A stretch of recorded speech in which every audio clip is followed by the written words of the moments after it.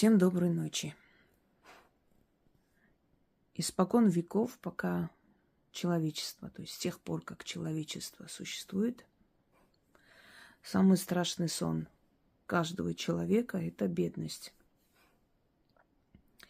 это нищета.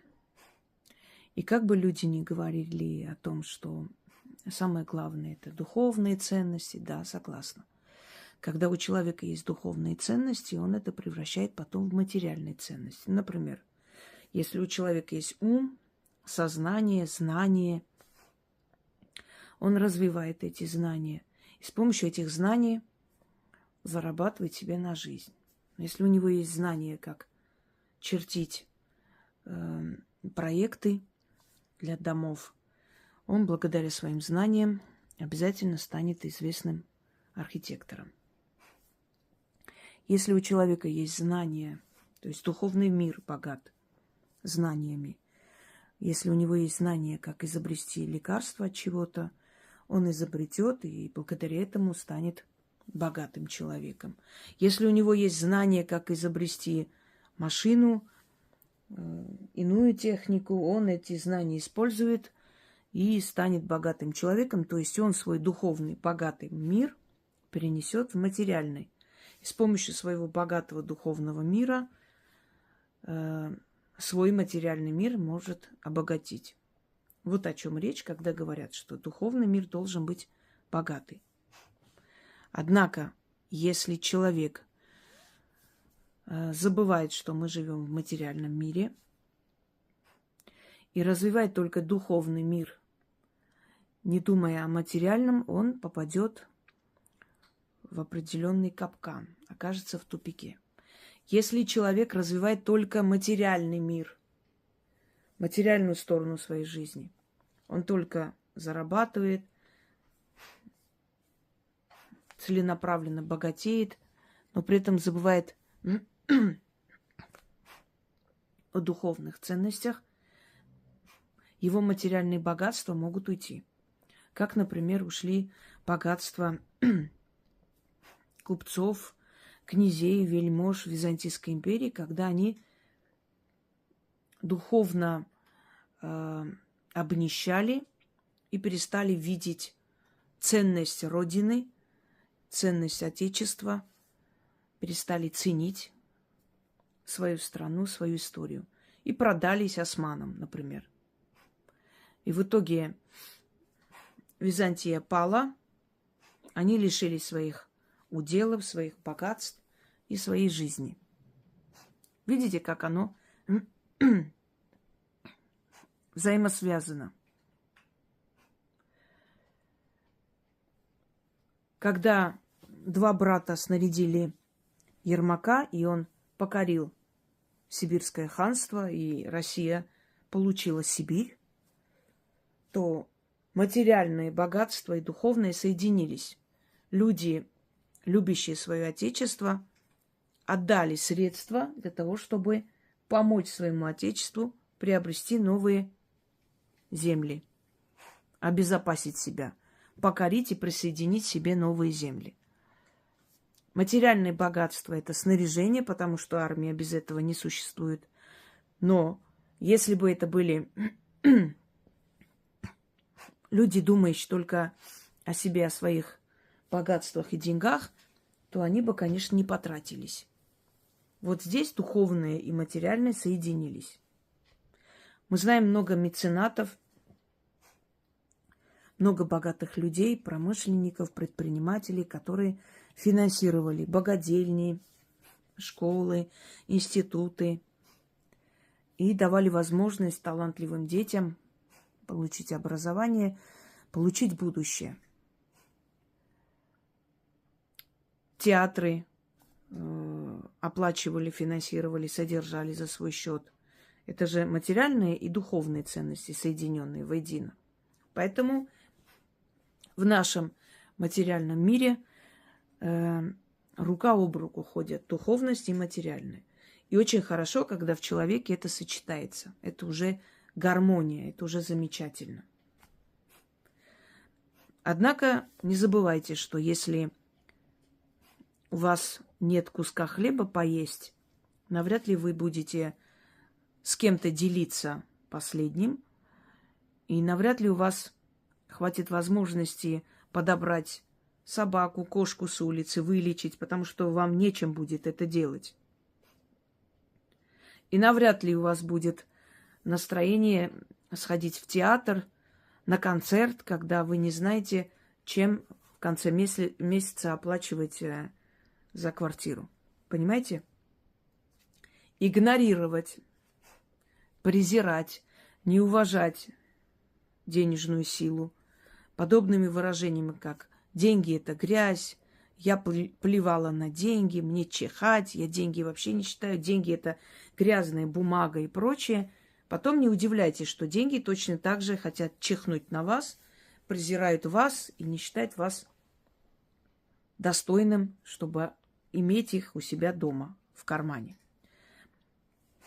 Деньги – это средство жить хорошо и помочь другим. Деньги дают свободу, деньги вытаскивают человека из нужды. Прежде чем думать о деньгах, нужно вкладывать в себя. Если у тебя есть профессия, ты выживешь.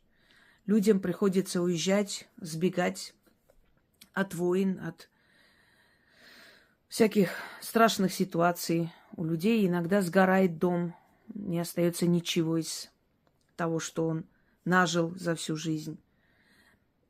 Бывает наводнение, все что угодно. Материальное может уйти. Но если у тебя в голове вот здесь есть знание и профессия, ты с нуля снова поднимешься и за очень короткое время, потому что у тебя уже есть опыт, как это сделать. Я вам еще раз напомню, что многие миллиардеры нашего мира разорялись не раз и не два. Но с нуля снова поднимались, снова приобретали то, что у них есть, потому что их знания, их навыки, их опыт жизненный, он никуда не делся. Его, как говорят, талант не пропьешь, это реальность. Хотя пропьешь, если прям сильно постараешься. Так вот, сначала вкладывайте в себя. Создайте свое имя. Потом имя будет вас кормить. Как говорил Генри Форд, когда-то он увидел, как человек стоит и пытается что-то сделать в машине, там копается, а поскольку он изобретатель первой модели Форд, он вышел и помог ему, объяснил, что и как нужно делать. И тот человек удивился и сказал: такое ощущение, что эта машина вам знакома. И он говорит: да, я изобрел эту машину. Ой, вы знаете, мистер Форд, а вас и не узнать, вы в джинсах там, как обычный человек. Он сказал: хоть в джинсах, хоть голый, но я тот самый Форд, и это никуда не денется. Понимаете? А еще он сказал такую фразу: не мешай кому-то жить в нищете. Может быть, это его мечта всей жизни.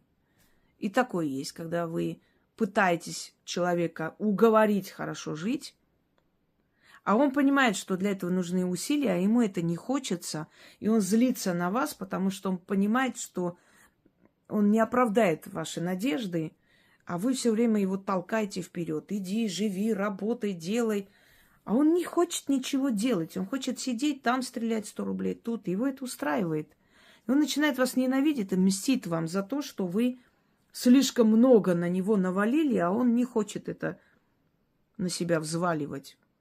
Он не хочет усилия какие-то прилагать. Когда люди говорят: вот, почему ты пьешь, прекращай пить, устройся на работу, ты же умный человек, талантливый.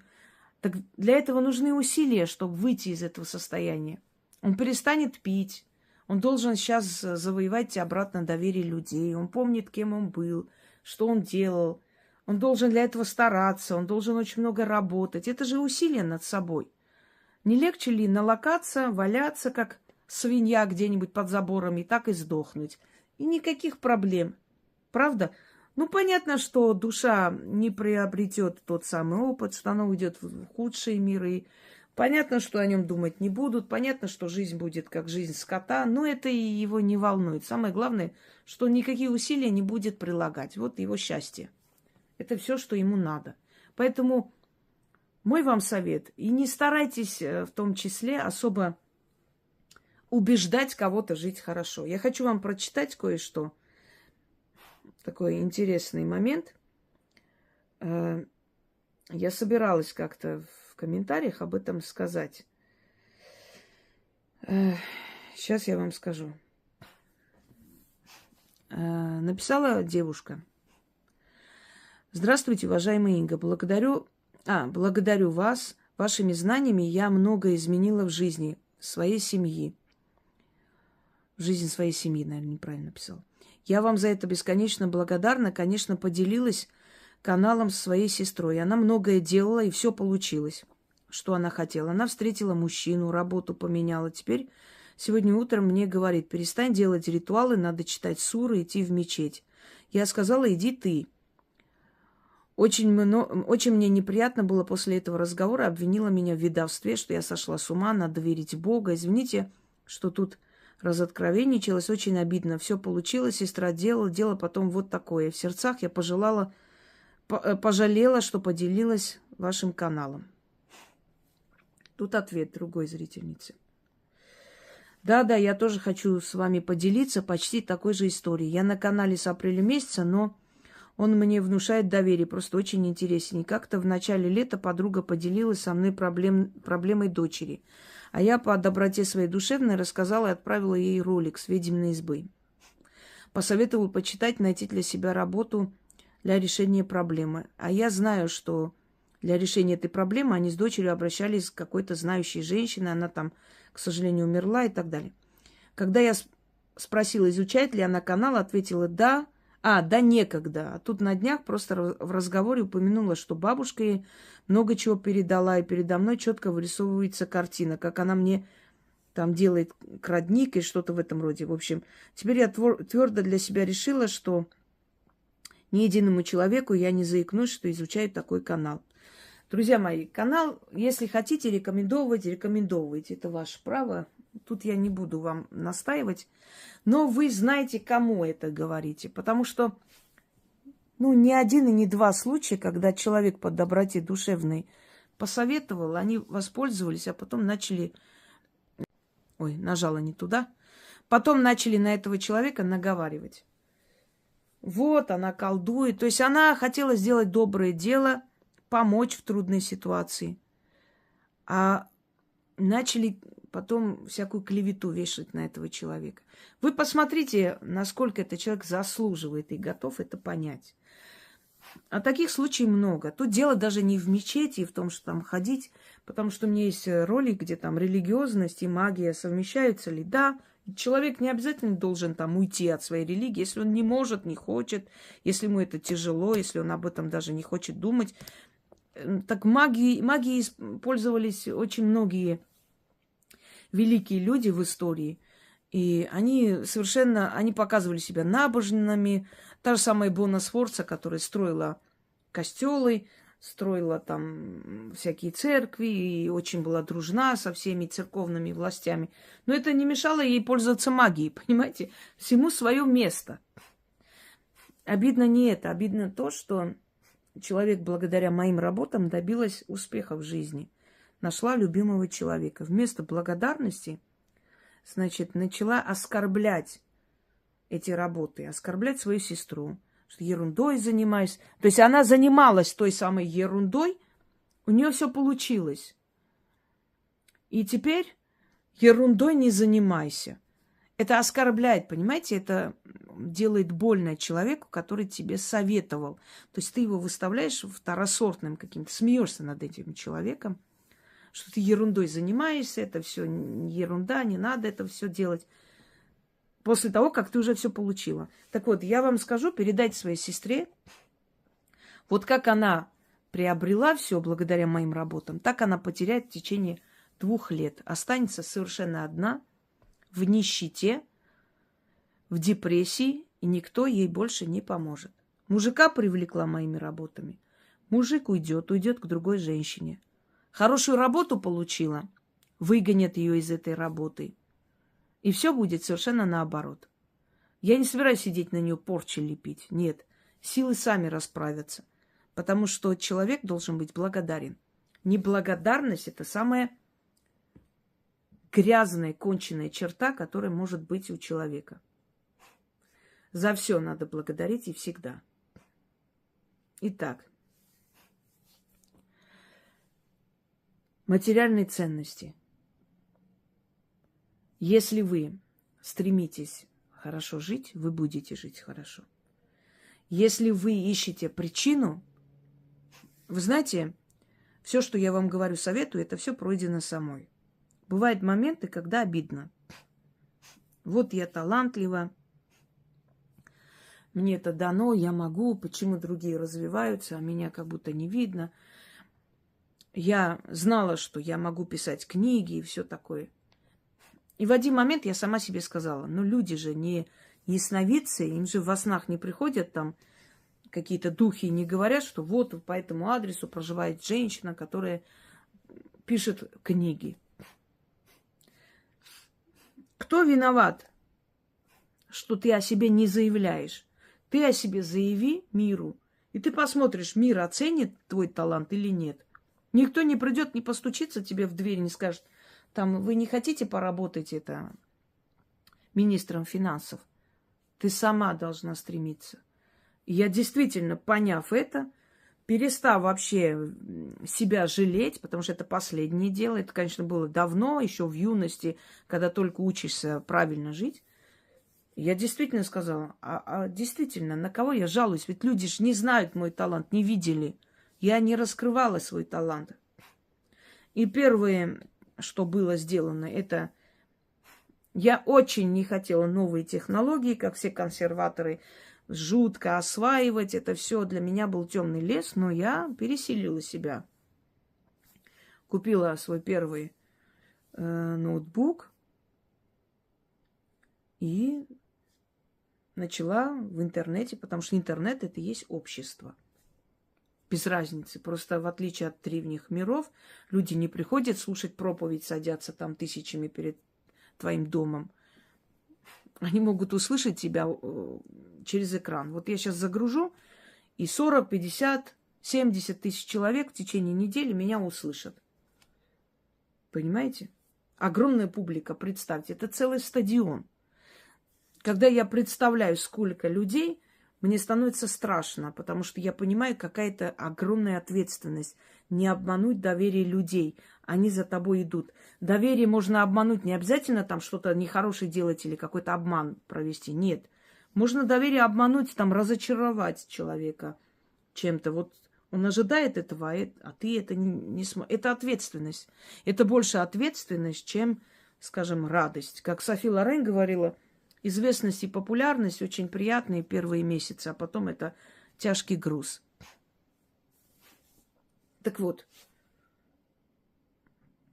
покажите себя.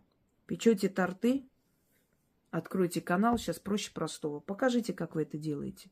У вас начнут заказывать. Я об этом снимала. 10 шагов к богатству, игры разума, что еще? Закон денег, огромное количество действующих вещей, которые очень простые и доступные, но мы об этом не задумывались. И когда мы начинаем это делать, мы видим результат. Итак, почему я даю много работ для материальных благ?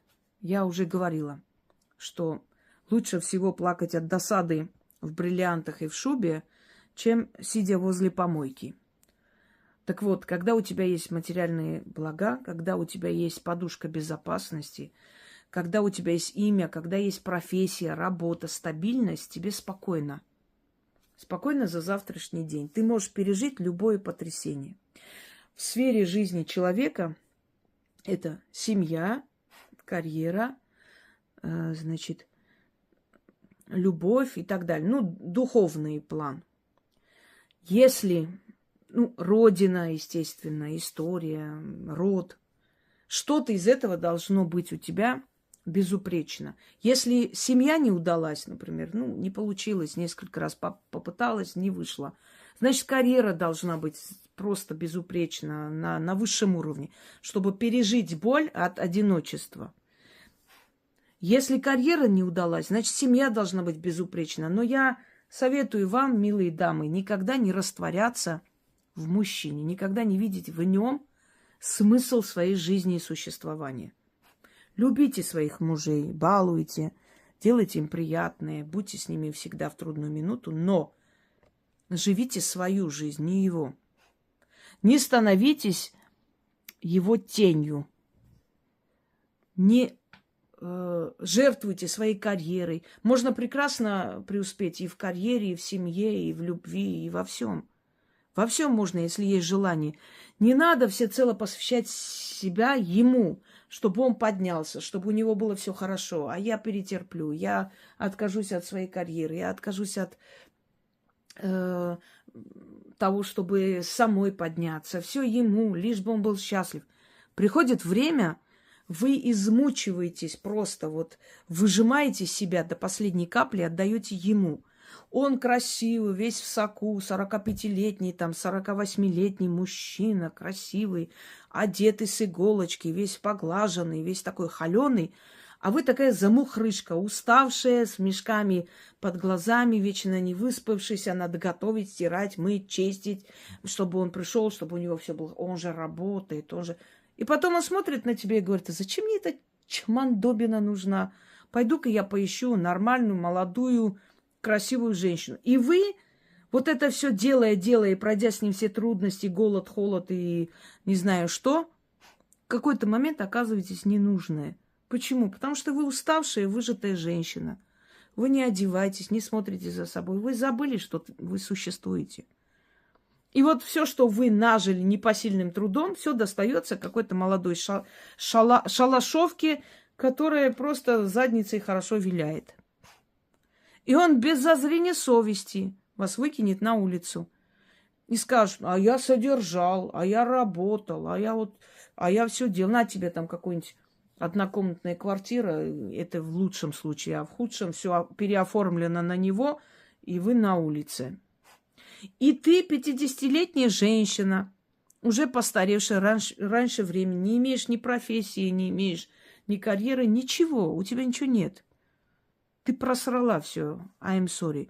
Ты отдала все мужику, что лишь бы он был счастлив. Вы знаете, вообще, я когда смотрю, читаю там где-нибудь, что делать, чтобы мужчина там смотрел на тебя, как привлечь, как там чуть ли не там этими как там эти кастаньетами там плясать, танцевать перед ним, чтобы ему было хорошо, такое белье. Пошел бы и он куда подальше. Почему я должна стараться ему нравиться вечно и всегда? Они стараются нам нравиться. Посмотрите на них. В семейных трусах, обросшие, уставшие, вечно без настроения. Мне голова болит, мне плохо. Они стараются нам нравиться? Нет. Почему мы должны стараться? Надо любить друг друга такими, какие мы есть. Точнее, терпеть друг друга, если уж на то пошло. Без лишнего фанатизма. Но любовь это и есть. Зная минусы друг друга, любить, беречь. Так вот, для всего этого нужны материальные ценности. Чтобы ваши дети учились в лучших вузах, чтобы хорошо одевались, не хуже других жили, чтобы вы могли себе позволить куда-то их отвезти, показать что-то. Деньги нужны для всего. А вот эту романтику оставим поэтам. Пусть они сидят на голодный желудок, пишут о великой любви, которая там в шалаше. Я еще такого не знаю. Может, они знают. Итак, друзья мои, приворожить деньги. Еще один обряд. Я так, по-моему, уже называла, у меня была такая работа, но не важно. Мак. Мак в магии считается цветком богов. Цветок-проводник. Потому что только семена мака могут увести человека в мир снов, в мир видений, мир богов, раскрывать ширму. Ну, мы поняли, да? О чем речь. Греки вообще считали, что маг – это двойник человека. Если посмотреть на эту голову мака, головку, она очень похожа на человеческую голову.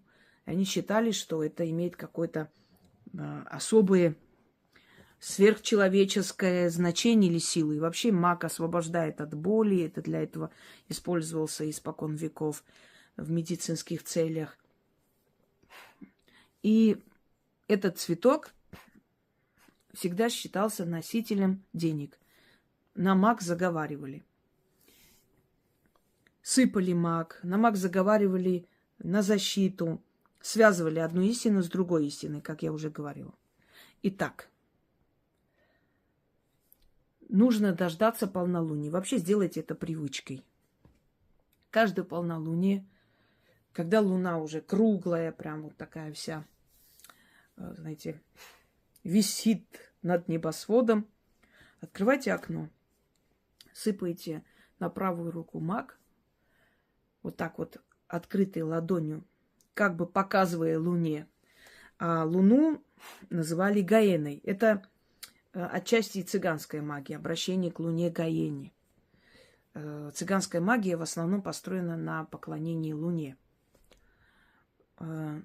Показывая вот так луне, значит, семена мака, читайте 6 раз, после чего надо посыпать этот мак в черный мешочек и хранить в сумке.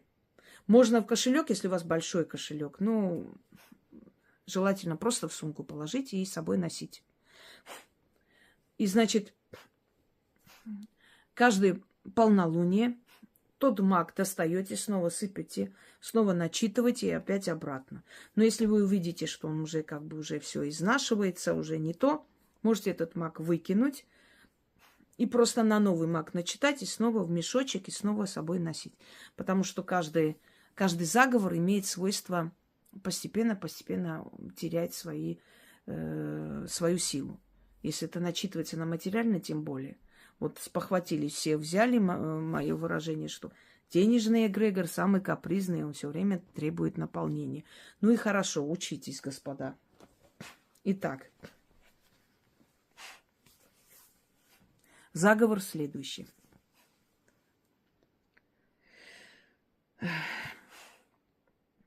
Изумрудное море. Посреди моря золотой остров. Остров золотой, священная земля. Там в храме богов стою только я, а боги удачи стоят вокруг меня. Боги венчают на богатство меня. То венец всем венцам, царям, князьям, султанам и купцам. Они жили в славе и в богатстве, владели казной, златом, серебром и иным добром. Жить мне не тужить, в золоте ходить, всякий люд воле моей подчинить. Ходили бы деньги за мной, за меня бы цеплялись, никогда бы со мной не расставались. Сыпались бы в мой карман, жить мне богатой, сильной да знатной. Маком священным их к себе маню, сильным словом заговорю. Луна Гаена на меня глядит, и каждое слово мое подтвердит. Сколько мака в моей руке, столько денег в моем кошельке. Заклинаю. Изумрудное море. Посреди моря золотой остров. Остров золотой, священная земля. Там в храме богов стою только я, а боги удачи стоят вокруг меня. Боги венчают на богатство меня. То венец всем венцам, царям, князьям, султанам и купцам. Они жили в славе и в богатстве, владели казной, златом, серебром и иным добром. Жить мне не тужить, в золоте ходить. Всякий люд волей моей подчинить. Ходили бы деньги за мной. За меня бы цеплялись, никогда бы со мной не расставались. Сыпались бы в мой карман. Жить мне богатой, сильной да знатной. Маком священным их к себе маню. Сильным словом заговорю. Луна Гаена на меня глядит, и каждое слово мое подтвердит. Сколько мака в моей руке, столько денег в моем кошельке. Заклинаю. Вот здесь луна важна. Когда важна, я говорю. Когда не говорю, это работы уникальные, они подходят под любую луну и в любое... Ну, там сказано, какое время суток и прочее. Поэтому те, которые мне задают потом вопрос отдельно, пожалуйста, не занимайте мое время. Я очень подробно все рассказываю. И еще раз.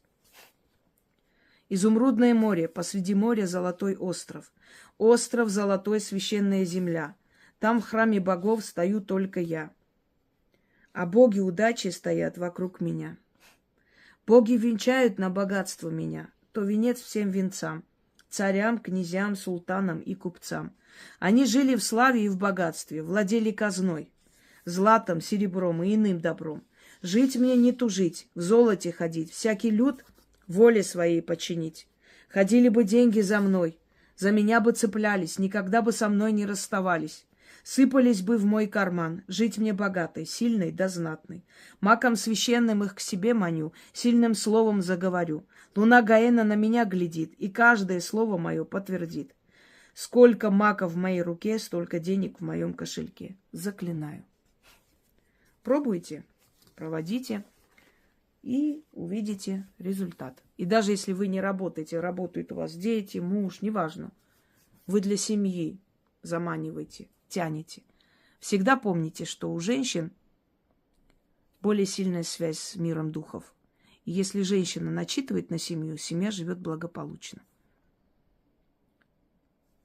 Если хотите кому-то помочь, для начала вы должны помочь себе. Если у человека есть чем поделиться, он поделится. А чтобы было чем поделиться, надо это что-то заработать. Я сейчас пойду уже заниматься книгой. Уже 2:30 ночи. Вот покажу вам, чтобы вы увидели. Гиса у меня на заставке. Это для тех людей, которые никак не понимают, почему. А почему ее благодарят? А почему она вот смогла известность обрести? А почему она вот так удачлива, вот и у нее получается? Вот потому что я очень много работаю. Много отдаю. Не скажу, что много получаю, но достаточно для жизни получаю. Если бы все, кто пользовался моими работами и получал результат, откупались, если бы хотя бы 100 рублей каждый день все, кто пользуется моими трудами и получает результат, отправляли, я сейчас была бы миллиардером. Конечно, не все благодарят и помнят, но определенная часть, конечно, все равно благодарная публика. Но дело не в этом. Дело в том, что мне это приносит удовлетворение, что я могу помочь людям. Потому как в трудную минуту мне никто не помогал. А я могу помочь. Мне это приятно. Побольше счастливых людей вокруг себя видеть. Это самое лучшее, что можно сделать для человечества. Всем удачи!